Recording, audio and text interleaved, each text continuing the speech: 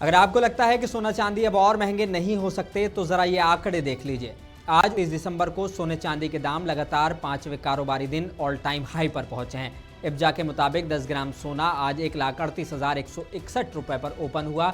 हालांकि मुनाफा वसूली के बाद 1,36,781 रुपए पर बंद हुआ। लेकिन कहानी यहीं खत्म नहीं होती है। चांदी ने तो रिकॉर्ड पर रिकॉर्ड तोड़ दिए हैं।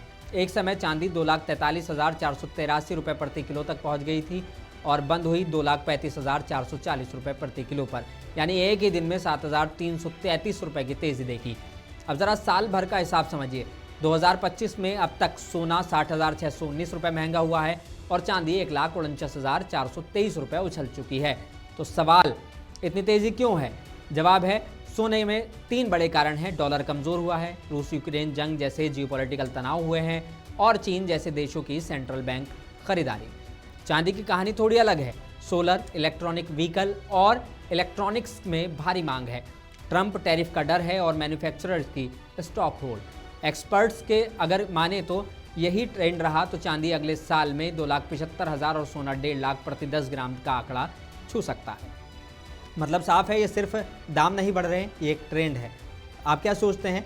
तेज़ी जारी रहेगी या करेक्शन आएगा? कमेंट में ज़रूर बताइए और ऐसी एक्सप्लेनेबल खबरों के लिए फॉलो करना, लाइक करना, शेयर करना और सब्सक्राइब करना ना भूलें।